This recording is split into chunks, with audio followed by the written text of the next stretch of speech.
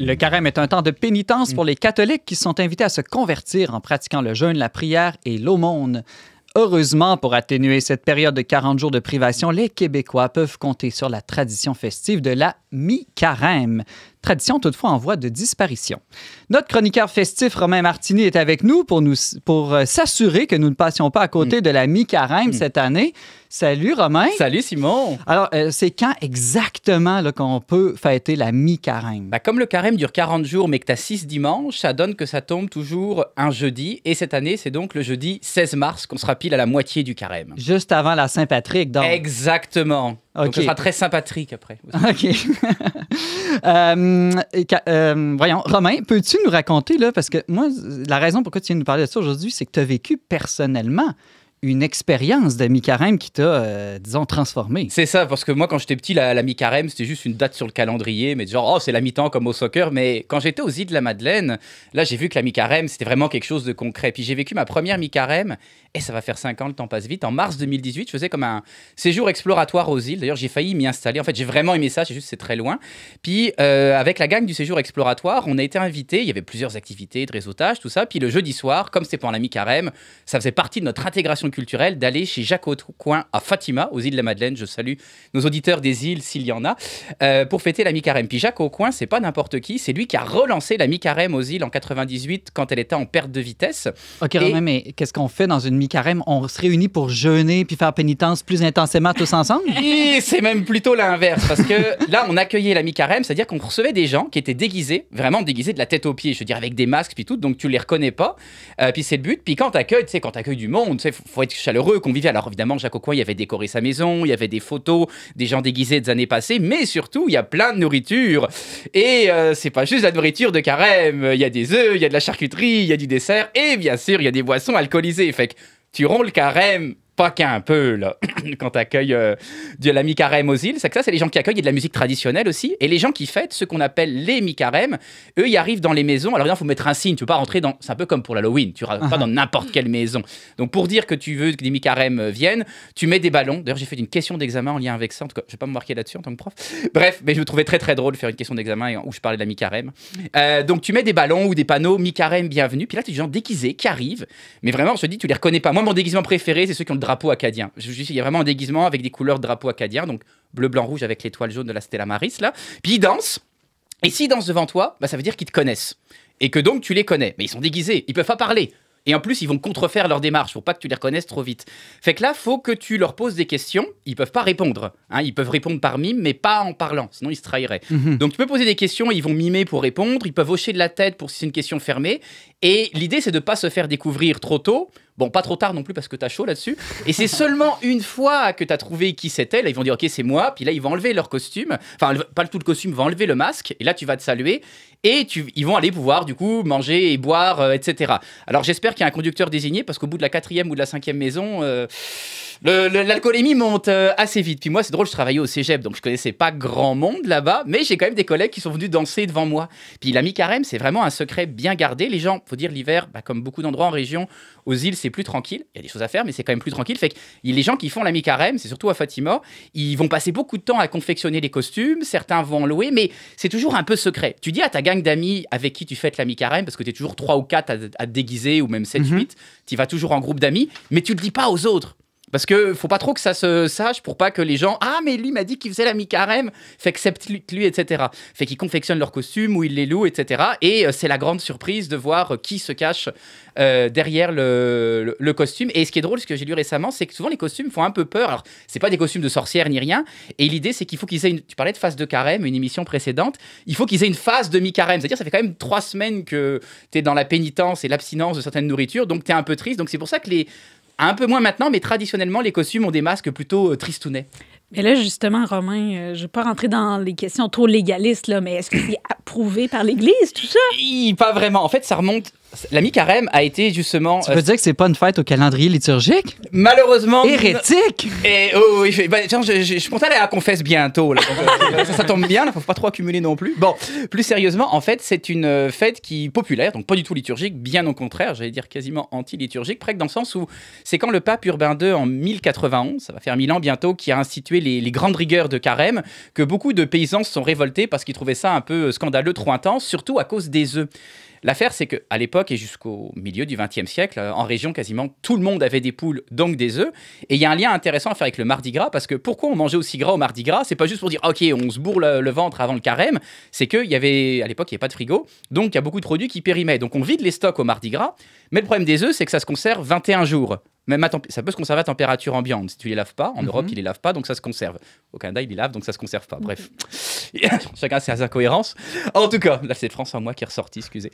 Bref, toujours est-il que comme ça se garde 3 semaines, ben, si tu mangeais pas d'œufs pendant tout le carême, parce que là, même les dimanches, si c'était pas autorisé, c'était très très strict à l'époque, ben, c'était perdu. Puis, quel gâchis. Donc, la mi-carême, ça tombe à peu près 3 semaines après le début du carême. Donc, tu vides ton stock d'œufs. Et après tous les œufs que tu accumules de la mi-carême jusqu'à Pâques, tu les sors à Pâques. C'est pour ça qu'on mange des œufs à Pâques. J'ai découvert ça en faisant la chronique. Je suis comme, ah mais c'est pour ça qu'on mange des œufs à Pâques, c'est qu'ils avaient plein d'œufs, ils savaient plus quoi en faire. Fait que mangeons des œufs. Ah, vraiment intéressant. Donc, Première fois que j'ai une explication rationnelle du symbole des œufs de Pâques. Ben pareil, tu sais, c'était vraiment un apprentissage pour moi. Fait que l'Église était vraiment contre ça parce que les gens, évidemment, ils mangeaient pas juste des œufs, ils mangeaient de la viande, ils buvaient et tout.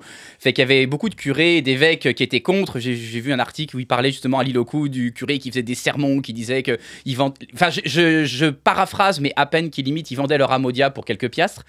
J'exagère un peu, mais pas tant que ça.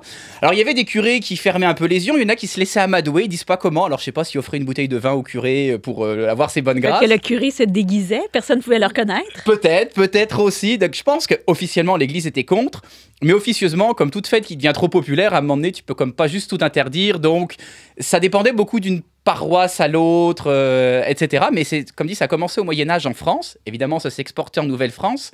Et ça a été très, très fêté, je dirais, jusque dans les années 1950. Et c'est quand à la fois la pratique religieuse a décliné, puis qu'avec Vatican II, les rigueurs de carême sont beaucoup assouplies, que la mi-carême a comme pas mal perdu sa raison d'être. C'est ce que j'allais te demander. Oui. Si on fête pas le carême, mais si on ne pratique plus une pénitence de carême, c'est quoi le sens de l'alléger avec une fête de mi-carême? Ouais, c'est ça. Une fois que la pénitence s'allège ou que tu crois plus du tout, que tu le fais plus, effectivement, il y a moins de sens. Donc c'est pour ça que ça s'est perdu dans de nombreuses régions, mais c'est resté à quelques endroits. Ah oui, à quel endroit? Alors, les îles de la Madeleine, ouais, évidemment. à Fatima. À Fatima, ça ne s'est jamais arrêté. C'est sûr, ça a descendu à un moment donné dans les années 70-80. Puis Jacques Aucoin, il a relancé ça.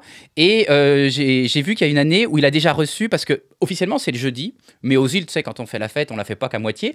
Ils le font souvent le mercredi soir, le jeudi c'est le point d'orgue, puis le vendredi. D'ailleurs, il y a plein de gens qui prennent congé le vendredi de la mi-carême aux îles. J'imagine que c'est pour faire leur chemin de croix le vendredi qui suit. Je pense que c'est le chemin jusqu'à la salle de bain, pardon, excusez, ou dans le lit.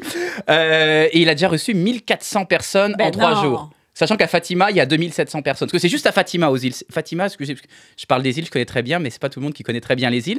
Aux îles de la Madeleine, il y a plusieurs îles. Fatima, c'est sur l'île centrale, mais même sur l'île centrale, il y a genre Cap-Aux-Meules, La Vernière.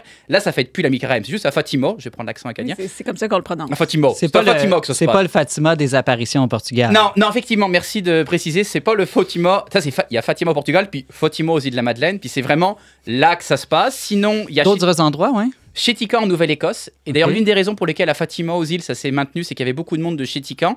Donc Chétican, c'est sur l'île du Cap-Breton. C'était encore une des petites communautés acadiennes qui a survécu dans cette province anglophone. Au Québec, il y a Natashquan sur la côte nord. Et plus proche de nous, il y a l'île aux Grues, en face de Montmagny, où la mi-carême avait disparu pendant 15 ans. De 1975 à 90, de ce que j'ai lu, et qui était relancé après, puis ils étendent quasiment maintenant les festivités sur une semaine. Donc, le sens religieux a été un peu perdu parce que la pratique religieuse a beaucoup diminué, mais l'idée de la fête, elle reste. C'est quelque chose, accueillir la mi-carême ou faire la mi-carême. Et les mi-carêmes, c'est vraiment les gens qui la font. Donc, aux îles, souvent, on disait, quand tu dis tu fais la mi-carême, on demande, mais tu accueilles ou tu te déguises. Et en fait, Ouais. quand tu dis que tu fais, techniquement, c'est plus que tu vas vraiment te déguiser. Alors moi, je l'ai jamais fait dans le sens, je me suis pas déguisé, mais je l'ai déjà accueilli 2 fois. Et non, c'est vraiment le fun. C'est vraiment... Mais c'est très, Romain Martini, communautaire là, comme fête. J'imagine que dans une petite localité, ça fait que tu rencontres tes voisins, que tu crées des liens. Mais je me disais, comment relancer ça dans une grande ville? Moi, si il faudrait que tous ensemble, on décide de le On fait ça faire. dans Ça les peut pas locaux être du Verbe. une personne toute seule. Puis en même temps, moi, si je cogne à la porte des gens déguisés avec un masque puis leur demande de me servir à boire, je suis pas sûr que les inconnus vont m'accueillir joyeusement là, à la mi-carême. Ce qui est drôle, ce que je me disais, j'aime beaucoup la question, je me faisais la réflexion, on le fait pour l'Halloween, mais on le fait pas pour la mi-carême. Alors la différence avec la mi-carême, c'est que t'es déguisé, faut te reconnaître. Et c'est vrai que ce qui marche bien Puis aussi... l'Halloween, les gens rentrent pas dans ta maison pour fêter quand même. C'est vrai, ils restent dehors, ils sont tout à fait pareil, t'as raison, c'est un peu moins intrusif, on va dire. Mais ceci dit, c'est les volontaires, donc la mi-carême, je te dis, tu mets ton panneau, bienvenue au mi-carême, pour pas que quelqu'un rentre dans une maison comme par rapport. Ce qui aide, c'est sûr, surtout aux îles de la Madeleine, qui est une petite communauté, c'est que tout le monde se connaît. Fait que quand tu rentres dans une maison, tu sais, bon, déjà, tu sais, généralement, tu sais qui habite là. Puis même si tu sais pas, tu te dis, il y a tellement de monde, ça se peut pas que je croise pas au moins une personne que je connais, tu sais. Donc c'est sûr que dans les petits villages, c'est plus facile, mais je pense que si on retrouvait un peu l'esprit de quartier qui s'est perdu dans nos villes où on est ultra connecté, où on parle plus à distance qu'en présence, peut-être que ça pourrait se retrouver, ou des fois dans des communautés. Alors c'est sûr que si on lance ça entre catholiques, le curé risque de pas être très content. Je sais pas. Moi, je me demande ce que Jean-Philippe pense de tout ça, parce que je me souviens de ta chronique sur l'Halloween, justement, où tu avais toute la symbolique là, de combattre le mal. J'avais trouvé ça très poussé. Est-ce que tu vois des traces de ça dans la mi-carême? C'est une bonne question. Je suis en train d'essayer d'y réfléchir, en fait. Là, ça roule dans le derrière de ma tête pendant que j'écoute Romain. Parce que il y a quelque chose définitivement avec le fait de se déguiser qui est un parallèle. Le fait aussi que c'est dans une période qui est de pénitence, une période où on s'approche de la mort avec le carême, qu'il y a ce parallèle-là. Puis j'essaie de comprendre pourquoi est-ce qu'on a cette pratique-là de la personne qui est déguisée, que tu connais pas, puis que tu dois reconnaître, que tu dois nommer, comme ce passage-là, du confus jusqu'au défini.